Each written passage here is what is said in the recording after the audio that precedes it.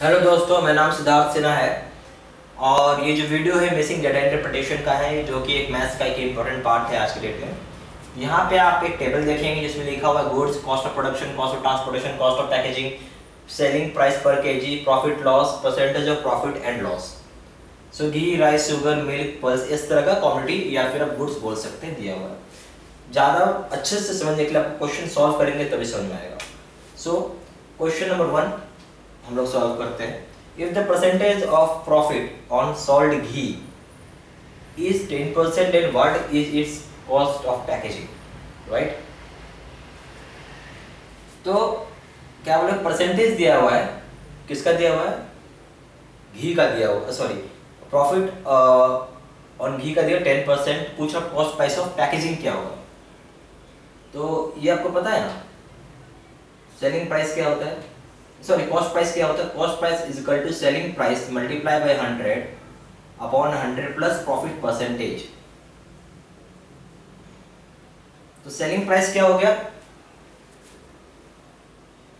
Selling price हो गया आपका यहाँ पे 120 इंटू 100 प्लस 10% लिखा हुआ है, सो इट बिकम्स 110, ठीक है। Upon solving it will become 109.09, ठीक है। सॉल्व करना है, खाली पार्ट है, उस आंसर आ जाएगा 109.09। ओके, अब आपको इसके बाद क्या बोल रहा है, कॉस्ट प्राइस आपको पता चल गया, तो आपको प्रोडक्शन का कॉस्ट उसमें इन्वॉल्व है, ट्रांसपोर्टेशन का कॉस्ट उसमें इन्वॉल्व है और पैकेजिंग का कॉस्ट उसमें इन्वॉल्व है। आपसे पैकेजिंग का ही कॉस्ट ये पूछ रहा है और इसका हो गया 109.09। प्रोडक्शन कॉस्ट हो गया आपका 80, ट्रांसपोर्टेशन कॉस्ट हो गया 8 और पैकेजिंग का कॉस्ट क्या है यहाँ आपको बताना पड़ेगा। तो पैकेजिंग कॉस्ट हो जाएगा आपका 109.09 माइनस 88 कर देंगे तो 21.09 आ जाएगा। फोर्थ ऑप्शन क्लियर हो गया, कुछ भी नहीं था, एकदम इजी था। Now answer number 2. What is the difference between the selling price of sugar and that of rice if the cost of transportation is 0 for both? Difference पूछ रहा है किसमें? सेलिंग प्राइस में, किसका? शुगर का और राइस के साथ में। Sugar minus rice. शुगर का क्या है सेलिंग प्राइस? ये 45, ट्रांसपोर्टेशन कॉस्ट कुछ भी नहीं है, कॉस्ट ऑफ पैकेजिंग 5 रुपीज है और प्रॉफिट लॉस 50 है, प्रॉफिट 50 है, सॉरी। सो 45 प्लस 5 प्लस 50, यहाँ कॉस्ट ऑफ प्रोडक्शन कुछ भी नहीं रहेगा क्योंकि अगर दिया हुआ ही नहीं है, क्योंकि इस तरीके से ब्लैंक है, मतलब कुछ भी नहीं है, ठीक है। तो फिलहाल मानिए कुछ भी नहीं है। माइनस राइस का क्या हो जाएगा? राइस का है 40 रुपीज में प्रोडक्शन होता है, सेलिंग प्राइस पूछ रहा है, 105 रुपीज का प्रॉफिट है, यानी 40 इंटू, हम इसको ऐसे लिख सकते 1.05 लिख सकते हैं, ठीक है। इससे आपको सॉल्व करना आसान हो जाएगा। सो ये हो गया 50, या चाहो तो आप ऐसा भी लिख सकते हो अगर आपको दिक्कत है। 100 प्लस 5 यानी ये हो गया कितना? 105 डिवाइड बाय 100 कर लो आप, 2 5 21, ठीक है। फॉल 2 आ गया and it will become 100 which is equal to 58। तो 58 यहां तक आंसर आ गया, ठीक है। कितना इजी है, लोग घबरा जाते हैं मिसिंग दिया से, हालांकि बहुत ही इजी सेक्शन है। What is the cost of packaging of pulse? Pulse कहाँ है? यहाँ है। इसका पूछ रहा है क्या कॉस्ट ऑफ पैकेजिंग क्या हो जाएगा, ठीक है। तो आपको पहले इसका कॉस्ट प्राइस निकालना पड़ेगा, selling price multiply by 100 upon 100 minus loss percentage. So कितना हो जाएगा? सेलिंग प्राइस है इसका पल्स का 90 रुपीज इंटू 100, उसमें 6 रुपीज का लॉस है, यानी 100 माइनस 6 इज इक्वल टू 94, ठीक है। 100 में 6 घटा दीजिए तो 94 आ गया ना। अब आपको क्या करना है, इसको सॉल्व करना है। so it will become 95 point something कुछ बन जाएगा आपका 94 95 पॉइंट समथिंग। और इधर में आप सॉल्व भी कर लो, नहीं कोई प्रॉब्लम नहीं है। ओके सो 94 डिवाइड बाय 9000 कर लीजिए, 9 times 36, 3 carry in hand, 81 plus 3 84, okay 4 5 and 0, so it goes by 5 times, 9 4 up 20, 45 47 minus 0, it becomes 7 0 point 7 times 7 4 is 28, 2 carry in hand, 63 plus 2 65, so nearby 95.7, make it 95.7, no problem. I hope you got this thing value here. Okay, after that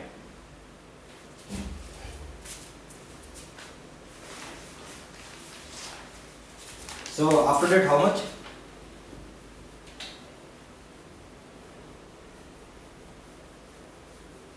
Now 95.7 is the cost price. So what I am asking, it is asking you the percentage, it is asking the cost of packaging of pulse. No, this one. Third one, cost of packaging of pulse. Now you got the cost price. Cost price is equal to production cost plus transportation cost plus packaging cost. So it's given packaging is equal to 95.7 minus 70 minus 10, it will become 15.7. This is the correct answer. Fifth one. Okay, 15.74 on further solving. Now come to the answer number, question number 4th. It is saying, what is the percentage profit of milk if its selling price is 80% of the cost price of rice? What is the percentage profit of milk if its cost price is 80% of the cost price of rice? So here we require to first find out the cost price of rice. Rice is given 40 rupees. We know the 40 rupees plus 0 is equal to 40 rupees, right? So this is the cost price, and into it that's it saying 80% of profit is 80% cost price of the rice is the selling price of the milk. Selling price of milk is equal to 80% cost price of rice. So 80, you write it in a much better way. Write it 0.8 multiply by its rice price is 40 is equal to 32.0, that is 32 rupees, right? 32 rupees. This is the selling price. Now come to the cost price of milk, which is given 20 plus 3 plus 2 becomes 25. So it is asking percentage profit. So selling price minus cost price upon cost price into 100. This is the formula. So selling price is how much? Selling price is 32 minus 25 upon 25 into 100. So it will become 7 by 25 into 100, cancelled by 4, it becomes 28%. So 28% is the correct answer. अब आपको समझ में आ गया, 28% आ गया sir correct answer, कुछ भी नहीं था, सिंपली वैल्यू पुट किया हमको आंसर आ गया। अच्छा अब आ जाइए आखिरी क्वेश्चन नंबर 5 पे।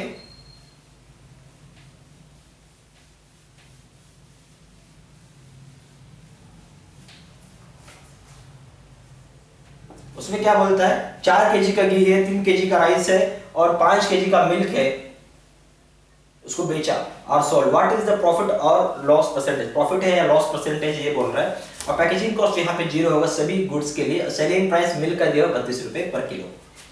तो 4 केजी मिल्क, 4 केजी घी है, पहले हम इसका कॉस्ट प्राइस जान लेते हैं। कॉस्ट प्राइस लिखा किसका, 4 केजी घी, 3 KG rice plus 5 KG milk है। तो घी का कितना दाम है, इतना हो गया 4 इंटू 8 प्लस 80 प्लस 8। प्राइस का सिर्फ 40 होगा क्योंकि ट्रांसपोर्टेशन कॉस्ट कुछ भी नहीं है, 0 है। प्लस 5 केजी मिल्क है, 20 प्लस 3, ये 0 हो जाए क्योंकि बोला है कि पैकेजिंग कॉस्ट कुछ भी नहीं रहेगा।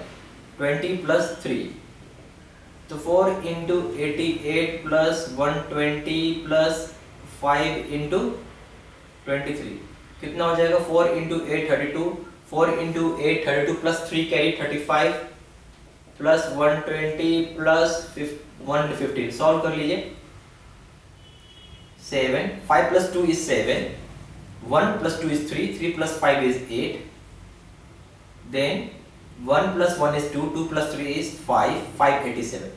Come to the selling price of, simplify selling price is equal to 4 kg ghee plus 3 kg of rice plus 5 kg of milk. This is the thing they are asking. ये चीज पूछना चाह रहे हैं। तो 4 kg का जो घी है उसका सेलिंग प्राइस क्या है, लिखा हुआ है 120 रुपए। 3 केजी के राइस का क्या हो जाएगा, सॉरी सेलिंग प्राइस हो जाएगा 5% प्रॉफिट है। तो 40 इंटू 105 अपॉन 100, ठीक है, तो हो जाएगा 42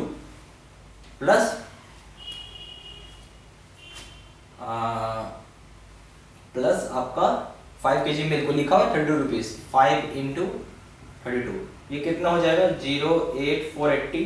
ये हो जाएगा 3 इंटू 2 6, 6 इंटू 21 कर लेते हैं 6 12 और यहाँ हो जाएगा 10 16।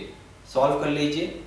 6 plus 2 8, 8 plus 8 is 16, carry 1 in hand, एक हाथ में कैरी आ गया, 4 1 5 1 6 1 7।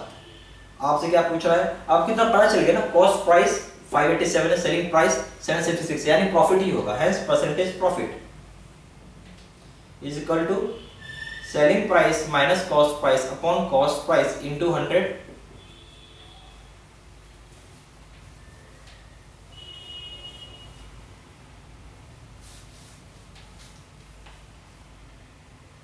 Seven double six minus 587 upon 587 into 100। Solve करना है इसमें, अब कुछ भी नहीं रह गया।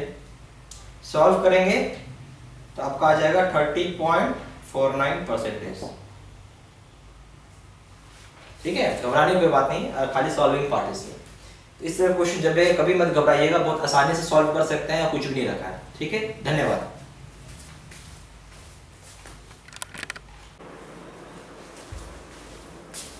हेलो दोस्तों, मेरा नाम सिद्धार्थ सिन्हा है और ये वीडियो जो बनाया जा रहा है मिसिंग डेटा इंटरप्रिटेशन है, मिसिंग डीआई एक मैथ्स का पार्ट है।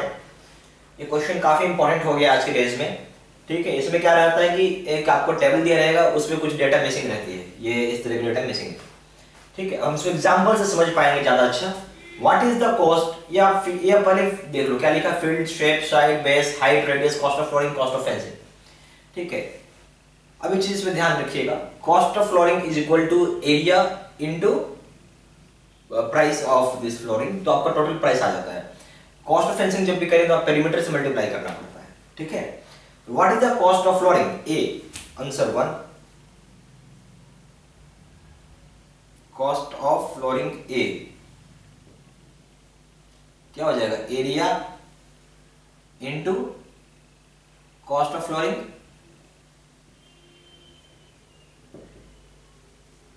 राइट, ठीक है।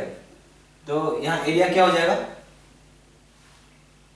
ट्रायंगल है, half into base into height होता है, बेस हो गया 16 इंटू 12 इंटू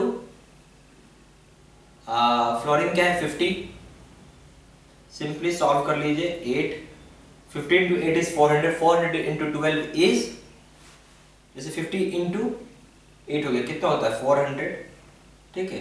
इस 400 को आप चाहो तो ऐसे भी लिख सकते हैं, 4 into 100, 4 into 12 is 48, double zero आ गया, राइट, 100, ठीक है, आसानी से सॉल्व हो गया। तो 48 100 ये है, ये आपका आंसर हो गया। What is the difference between the cost of fencing C and that of B. Cost of fencing, तो जब भी कॉस्ट ऑफ फेंसिंग निकालते हैं हम लोग, तो हमेशा perimeter into cost of fencing होता है,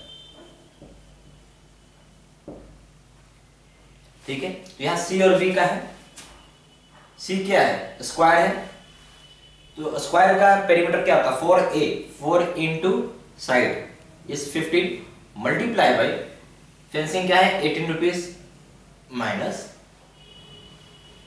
सी बी है, बी क्या है रेक्टेंगल, रेक्टेंगल क्या होगा 2 twice into length into breadth, sorry twice bracket में लेंथ प्लस ब्रेड, तो 10 प्लस 20 into 15 which is equal to 4 into 15 is 60, 60 को आप 6 मल्टीप्लाई बाय 10 भी लिख सकते हैं, 6 इंटू 18 इज 108, और ये जीरो आ गया, माइनस 10 प्लस 20 इज 30, 30 मल्टीप्लाई बाय 2 इज 60, 60 में वापस 6 मल्टीप्लाई बाय 10 लिख सकते हैं, 15 into 6 is 90 and this zero will come here, यहां पे जीरो आ गया, तो कितना हो गया 180, राइट। आंसर नंबर 3 पाइए, सॉरी क्वेश्चन नंबर 3 देखिए, what is the ratio of cost of flooring to that of fencing of field D. Ratio of cost of flooring to that of fencing of field D, field D का flooring कर रहे हैं और जब fencing कर रहे हैं तो क्या प्राइस होगा, फ्लोरिंग डी का और फेंसिंग भी डी का।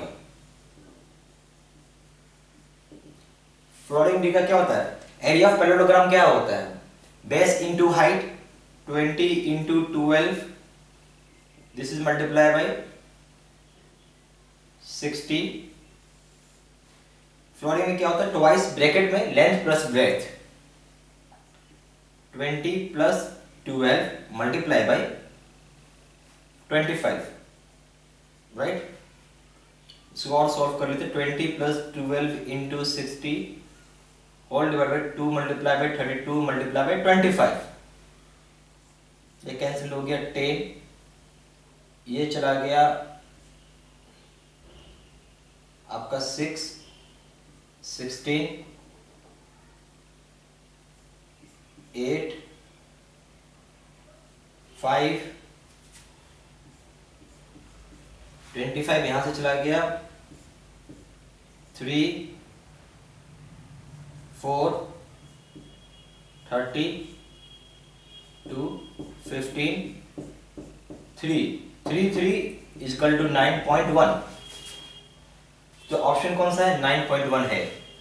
आई होप आपको काफी कुछ समझ में आ गया होगा, कुछ भी नहीं था, बहुत लोग इसके नाम से घबरा जाते हैं।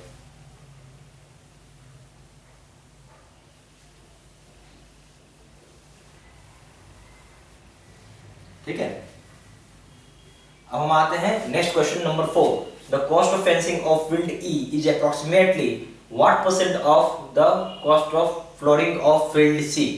बोल रहा है कि कॉस्ट ऑफ फेंसिंग जो होगा फील्ड ई का वो क्या परसेंटेज होगा approximately cost of flooring of C का। तो ये है fourth, fencing of field E divided by flooring of field सी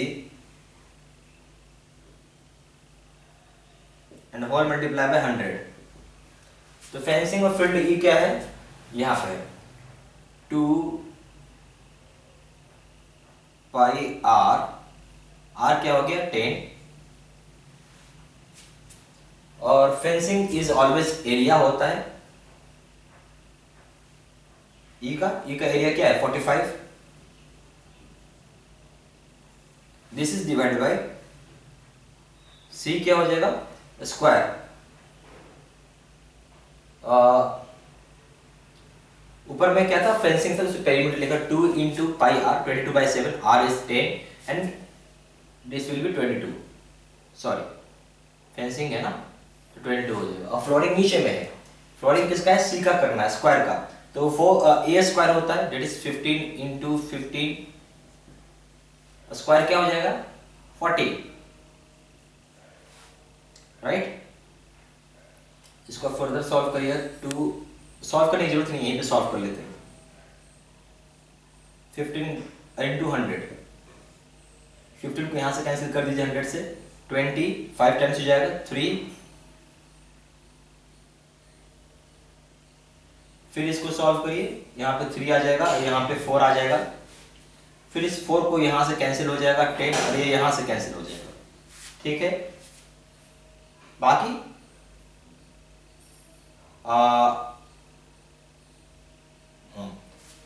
और कुछ छूट रहा है, सॉरी हाँ बाकी जो है आपका कैंसिल हो गया, राइट, कुछ भी नहीं छूटा, तो कितना आ गया, अब आपको इसको मल्टीप्लाई करना है। सो 2 into 22 is how much 44, 44 multiply by, या आप ऐसा करो ना, सबसे बेस्ट 22 का 22 है स्क्वायर है, 22 का स्क्वायर ले लीजिए आप। 22 का स्क्वायर क्या होता है, यहां पे लिख लेते हैं, it is 4, 2 square is 4, 2 multiplied by 2 is 8, 8 multiplied by 2 is 16, 16 plus okay 16, carry 1 carry forward नहीं है, फिर वो कैरी 1 हो जाएगा, फिर 2 स्क्वायर हो गया, ये 2 square is 4, 4 plus 1 5, so 5 6 4, okay, this multiply by 2, ठीक है। तो अब कितना आ जाएगा, सॉरी एक गलती हो गया कैलकुलेशन में, यहाँ पे गलती हो गया हमसे, यहाँ देखिएगा ये कितना है 4, 2 इंटू 2 स्क्वायर का क्या होता है 4, 2 into 2 is 4, 4 multiply by 2 is 8, 1 second 2 square is 4, 484 होना था, ठीक है, माय मिस्टेक सॉरी, 484 का आप 2 से मल्टीप्लाई कर लीजिए तो आंसर आ जाएगा 16, sorry 4 into 8 is 4 into 2 is 8, 4 into is 8, 8 multiplied by 2 is 16, 1 carry in hand, right, फिर 4 into 2 is 8 plus 1 968, okay, यहाँ पे क्या होगा 3 into 3 is 9, 9 multiplied by 7 is, ये 7 भी तो है, यहाँ पे 7 भी है ना, वो भी नीचे आ जाएगा, 9 into 9, 3 into 3 is 9, 9 multiplied by 7 is 63। अब आपको सॉल्व करना पड़ेगा, ठीक है। अब इसको कैसे सॉल्व होता है, ये थोड़ा सा लेंदी हो गया ये, क्योंकि इसमें कैलकुलेशंस ज्यादा इन्वॉल्व, अब 63 है सॉल्व करना आपको पड़ेगा थोड़ा सा। अब क्या है ना, देखिए आप 18 भी है, 15 भी है, 13 भी है, 19 भी है, हम इसको राउंड कर सकते थे 60 और इसको हम सीधा 950 कर सकते थे, बट हो सकता है कि आपका आंसर मिस मैच कर जाए, क्योंकि बहुत क्लोज वैल्यू है 19, 18, 15, 5-6 का भी गैप होता तो हम कर सकते थे, इसलिए हमको पूरा से डिवाइड करना पड़ेगा, दैट इज 63 डिवाइड बाय 968 कर देंगे, 1 टाइम ये हो जाएगा 63 माइनस हो जाएगा 338, ठीक है।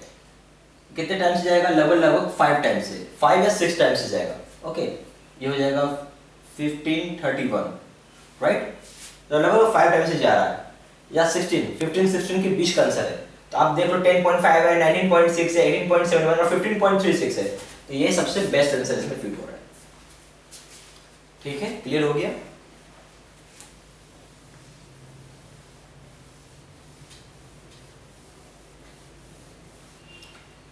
अब आ जाइए next question, cost of fencing of field C is what percent of the cost of fencing field D. Okay, cost of fencing of field C is what percent of the cost of fencing of field D. ये सवाल है आपसे, same question है, fencing पूछ रहा है सी का, फिर फेंसिंग पूछ रहा है किसका, डी के साथ, इंटू 100 कर दीजिए। सी क्या हो जाएगा, स्क्वायर है, 4a होता है, a into a 15 year, 15 year, और फेंसिंग हो जाएगा into 18 whole divide by D का बात कर रहे हैं पैरेललोग्राम में, base into sorry twice base plus height 20 plus 12 into 25, this is multiply by 100, ये हो गया 2, ये हो गया 3, 5, ठीक है, सॉल्व कर लेते हैं। ये हो गया 20 twice 2 into 3 into 18 into 20 by 32, 20 plus 12 is 32, right. Solve कर लीजिए, 16 हो गया, यहाँ चला जाएगा 9, यहाँ 8, यहाँ से चला जाएगा 10, और ये हो जाएगा 4, फिर कैंसिल हो जाएगा 5, ये हो जाएगा 2। सॉल्व कर लीजिए, 9 5 जा सॉरी 9 3 जा 15, 15 multiply by 9 is 135 divide by 2 is equal to 67.5%। तो यहाँ पे कोई ऑप्शन है ये,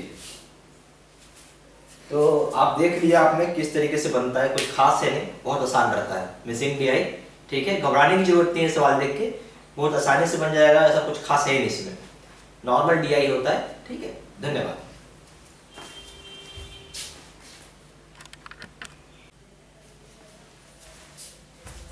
हेलो फ्रेंड्स, मेरा नाम सिद्धार्थ सिन्हा है और ये वीडियो बनाया जा रहा है SBI PO 2017 एग्जाम के लिए, कैसे हम पढ़ें, कैसे क्या करें, किस तरीके से पढ़ेंगे सिलेक्शन हो जाएगा, ठीक है। अब आपको 3 फंडामेंटल चीज बताता हूँ, 3 fundamental things for selection, 3 fundamental things for selection.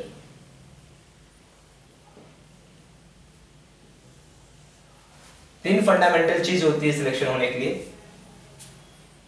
सबसे पहला चीज होता है गाइडेंस, कहां पढ़ रहे हैं, किससे पढ़ रहे हैं, कौन पढ़ा रहा है, ये मैटर करता है, ठीक है। सबसे पहला चीज क्या होता है, गाइडेंस के नाम पे क्या होता है, लोग कोचिंग इंस्टीट्यूट जाते हैं या फिर ट्यूशन सेंटर जाते हैं। प्रॉब्लम आ जाती है फैकल्टी से, आप मेरी बात समझिएगा, आप जब भी एग्जाम की तैयारी करने आए हैं तो आप ये सोच के कर रहे हैं या जो पढ़ा रहा होगा कि आपका सिलेक्शन हो जाए, तो आप जब कौन सिलेक्शन कराएगा, टीचर ही करा सकता है, फैकल्टी, ठीक है। जब फैकल्टी में जब क्वेश्चन मार्क आता है तो इसके ऊपर आपको एक चीज समझाता हूं मैं, जैसे आप कार ड्राइविंग सीखने जाते हैं, कौन सिखा सकता है, जो कार ड्राइव करना जानता है, who knows car driving, right, who knows car driving, ठीक है। अगर मान लीजिए आप स्विमिंग सीखने जाते हैं, ये कौन बता सकता है, हु नोस स्विमिंग, वही आपको स्विमिंग सिखा सकता है, आपको दूसरा आदमी नहीं सिखा सकता है, मुझे नहीं आता तो मैं नहीं सिखा सकता हूं। अगर आप इंजीनियरिंग पढ़ने गए हुए कॉलेज में, तो टीचर कौन होता है, वो खुद बैचलर ऑफ इंजीनियरिंग या फिर एमटेक किया हुआ टीचर होता है, मिनिमम इस तरीके का टीचर होता है, मिनिमम बैचलर ऑफ इंजीनियरिंग पढ़ा होगा या फिर एमटेक पढ़ा होगा। कभी भी यहाँ पे BA BCom के लड़के नहीं पढ़ा सकते हैं, ठीक है, ये नहीं संभव है। तो कोचिंग इंस्टीट्यूट में क्या होता है कि जो फैकल्टी रहते हैं वो जिंदगी में bank PO, bank clerk,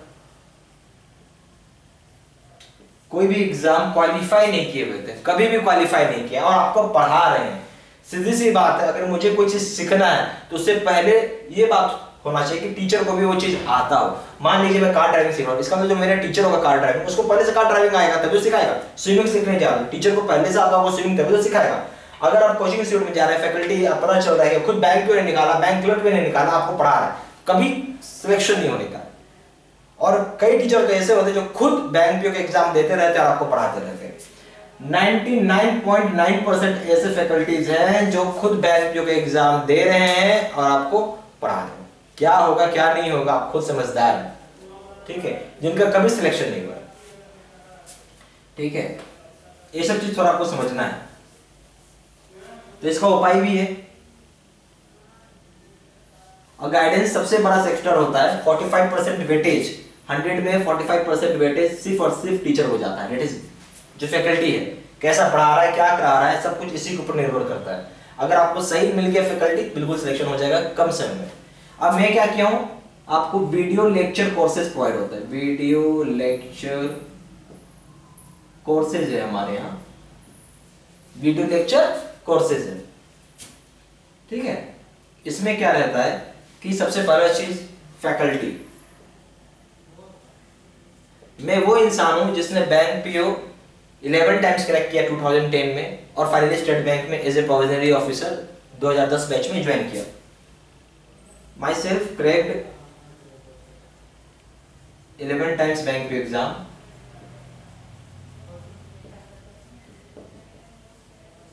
and joined in State Bank as PO in 2010। हमारे समय में क्या था, हर बैंक का इंडिविजुअल एग्जाम होता था। आज की तरह यूपीएससी की 20 बैंक को एक साथ कंबाइंड हो गया, ठीक है। चाहे bank of Baroda, syndicate bank, सभी बैंक का इंडिविजुअल होता था, इसलिए मैंने उस समय 11 बार दिया था एग्जाम, ठीक है। Number 1 point. Number 2 point, cracked exam in 3 months.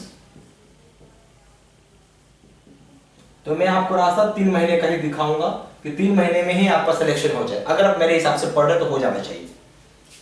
तीसरा बात क्या है कि एजुकेशनल क्वालिफिकेशन भी बहुत मैटर करता है।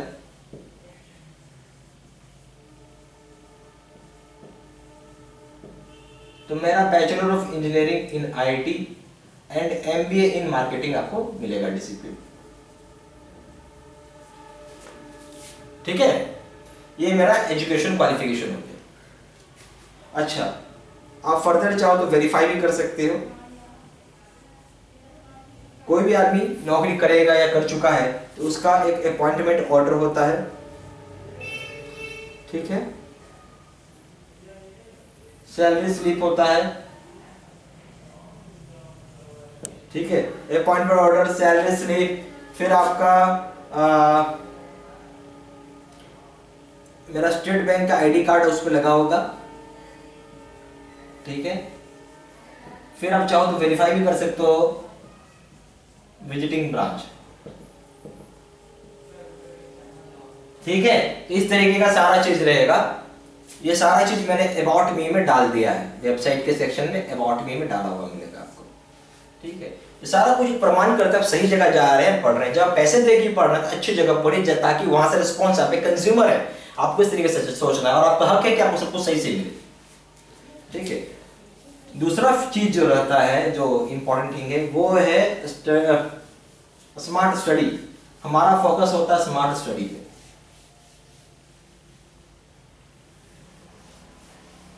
स्मार्ट स्टडी, अब हमें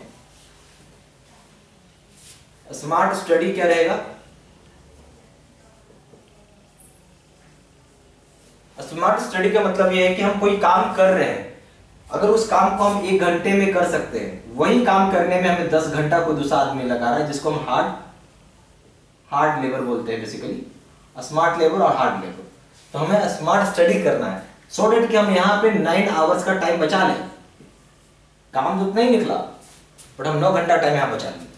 तीसरी बात क्या है, सॉरी, इसमें मैं बहुत सारा आपको कोर्स का शेड्यूल देता हूं और आपको कोर्स का शेड्यूल वही चूज करना है जो आपसे हो सकता है, ठीक है। एक 60 डे का कोर्स होता है, 30 डे का होता है, 20 डे का होता है, 15 डे का होता है और 10 डे का होता है, ठीक है। टॉपिक स्टडीड होगा यहाँ 1 2 3 4 5। जितना दिन कम होते जाएगा उतना ज्यादा टॉपिक आपको पढ़ना पड़ेगा, जितना ज्यादा दिन उतना कम टॉपिक आपको पढ़ना पड़ेगा। नंबर ऑफ आवर्स कितना लगेगा? 1 × 3 = 3 hours, 2 into 3 is equal to 6 hours, 3 into 3 is equal to 9 hours, 4 into 3 is equal to 12 hours, 5 into 3 is equal to 15 hours। इतना आपका समय लग जाएगा पढ़ाई करने में। क्लियर हो गया? समझ में आ रहा है बात आपको? ठीक है, इतना समय आपको लग जाएगा। अगर आप जॉब में हैं तो आपको 60 दिन का कोर्स करना है। अगर आप फुल टाइम स्टडी होके कोर्स कर रहे हैं, फुल टाइम प्रिपरेशन कर रहे हैं, तो आपको 30 दिन का कोर्स करना है।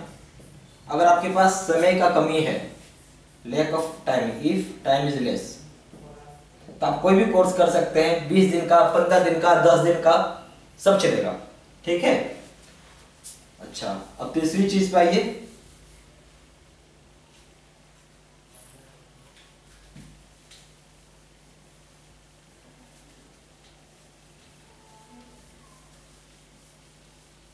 तीसरा चीज जो फैक्टर है आपका बहुत इंपॉर्टेंट रखता है, वो क्या है? Study material.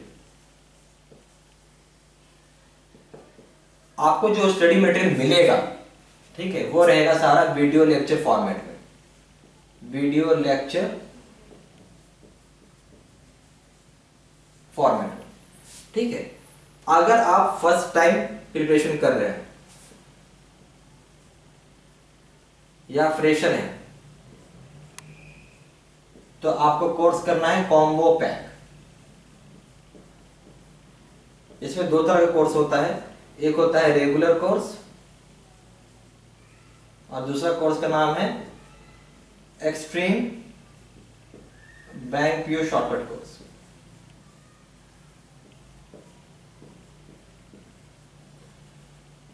और अगर आप ये पहली बार जो तैयारी कर रहे हैं,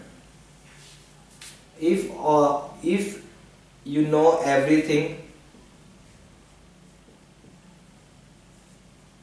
but not getting selection,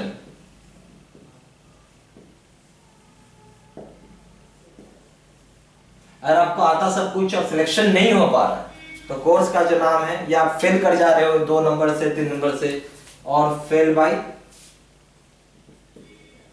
2-3 marks, तो कोर्स का नाम है extreme bank PO shortcut course करना है। ये 2 तरह का कोर्स है। और इसके बारे में, तो एक होता है रेगुलर कोर्स, दूसरा हो गया extreme bank PO shortcut course.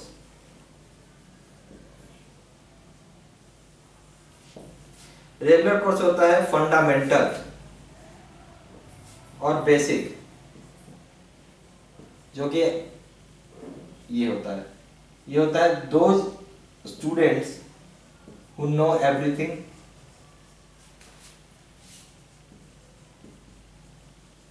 और fail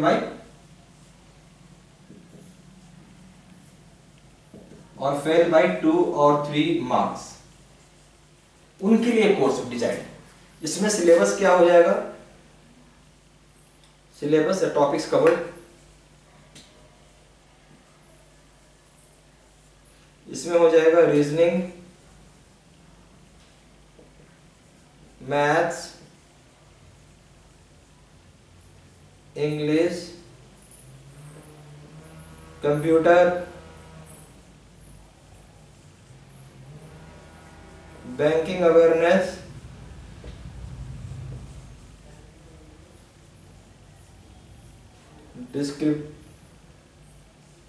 descriptive paper,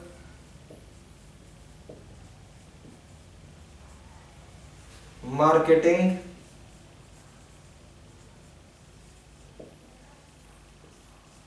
current affairs, और एक रहेगा असाइनमेंट।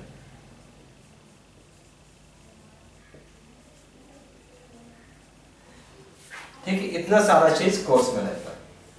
रेगुलर कोर्स लगभग आपका 33 आवर्स का है, और ये कोर्स जो है आपका 47 आवर्स का है।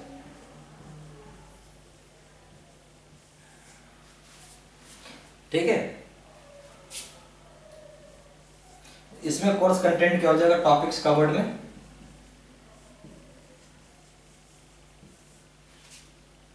पहला हो जाएगा रीजनिंग, मैथ्स, इंग्लिश,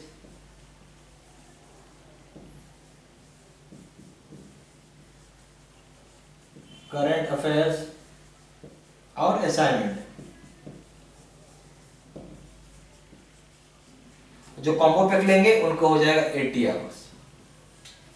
ठीक है, रेगुलर कोर्स का 33 घंटे का वीडियो है, एक्सट्रीम बैंक पे शॉर्टकट कोर्स 47 आवर्स का वीडियो है। दोनों कंबाइन करते हैं 80 आवर्स का पूरा वीडियो लेक्चर है। ये इतना डिटेल्ड है ये कि आपको कुछ नहीं करना है, और सारे के सारे रिसेंट पेपर इसमें सॉल्व किए रहेंगे। अप टू 2016 तक का क्वेश्चन में सारा सॉल्व किया रहेगा। ठीक है, अप टू 2016 क्वेश्चंस।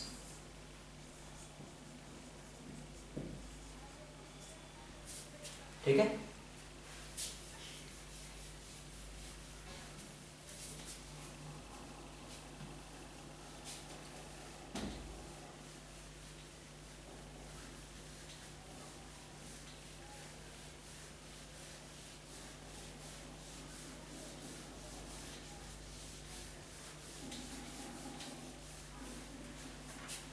अगर आप एक पाई चार्ट से समझेंगे, सबसे ज्यादा वेटेज गाइडेंस को है, 45% वेटेज अकेले गाइडेंस को है। सबसे बड़ा सेक्टर होता है, गाइडेंस अच्छा मिल गया सिलेक्शन हो गया। फिर होता है स्मार्ट स्टडी, इसका 30% वेटेज है, और होता है स्टडी मटेरियल्स 25%। एक छोटा सा रिक्वेस्ट है, please do not buy any book.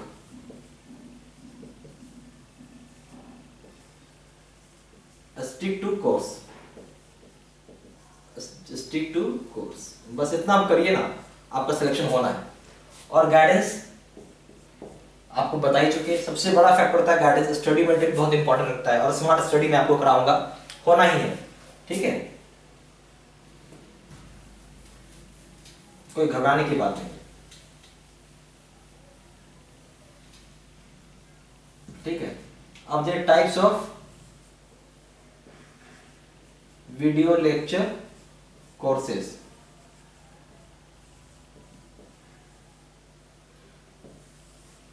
Types of video lecture courses. ठीक है, पहला होता है ऑनलाइन। ऑनलाइन मोड का कंडीशन है कि इंटरनेट होना कंपलसरी है, इंटरनेट, वो भी 1 Mbps का स्पीड होगा तो ही कोर्स करना है। इसमें दो तरह का कोर्स है, एक कोर्स का नाम है रेगुलर कोर्स, जिसका फीस है 2000 रुपीज। दूसरा कोर्स का नाम है extreme bank PO shortcut course,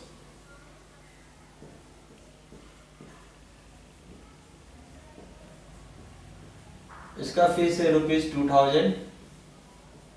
तीसरा कोर्स का नाम है कॉम्बो पैक।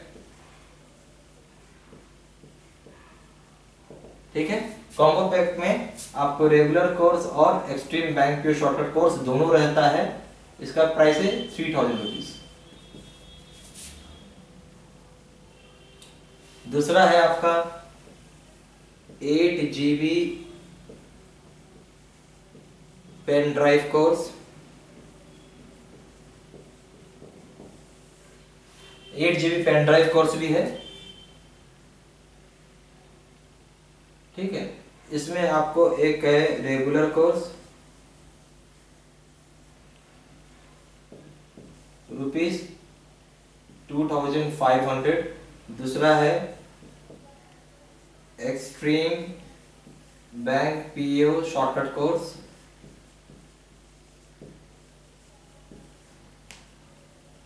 इसका प्राइस है ₹2500।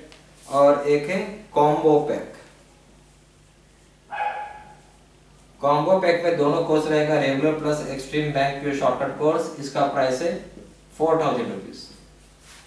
और ये होता है नॉर्मल क्लैरिटी।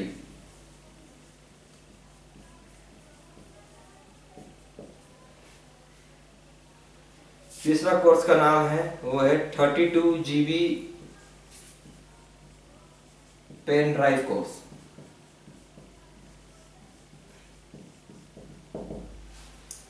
ये होता है HD क्लैरिटी में, हाई डेफिनेशन क्लैरिटी है। इसमें रहेगा रेगुलर कोर्स, इसका प्राइस ₹3,500। फिर दूसरा है extreme bank PO shortcut course, इसका प्राइस ₹3,500। तीसरा है combo pack regular plus extreme bank PO shortcut course, इसका प्राइस है ₹5,500। ठीक है, जो कोर्स अच्छा लगे आप वो कोर्स कर सकते हैं। ऐसा कुछ भी नहीं, किसी में कंटेंट ज्यादा है किसी में कंटेंट कम है, सबकी कंटेंट बराबर है। सबसे बेस्ट कोर्स है 8 GB pen drive combo pack ₹4,000 का, सबसे ज्यादा चला हुआ कोर्स है ये।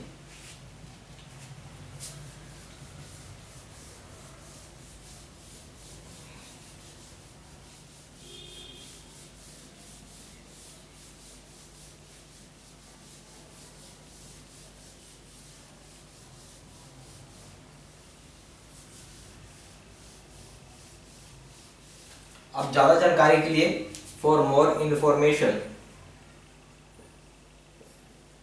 विजिट वेबसाइट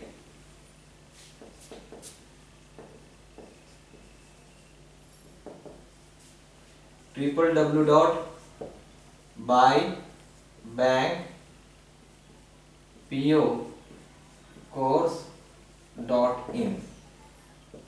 ये हमारा वेबसाइट है, इसे विजिट कर लीजिएगा। या फिर आप कॉल कर सकते हैं, कॉल अस 4 × 9 685127 पे। दूसरा नंबर है 7827546946 पे। या फिर आप ईमेल कर सकते हैं sedsinha123@gmail.com। आप जब वेबसाइट विजिट करेंगे तो सारा आपको इन्फॉर्मेशन मिल जाएगा, जैसे डेमो वीडियोस,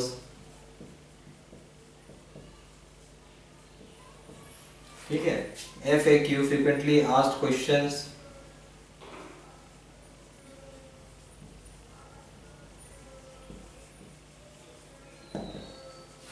उसके बाद आपको types of courses, payment information सारा यहीं से मिल जाएगा। पेमेंट डिटेल्स, इसमें आप चाहो तो ऑनलाइन पेमेंट भी कर सकते हैं या फिर बैंक जाके कैश भी डिपॉजिट कर सकते हैं, जो भी ऑप्शन आपको अच्छा लगे। ठीक है, ये सारा इंफॉर्मेशन है यहाँ पे, देख लीजिएगा। धन्यवाद।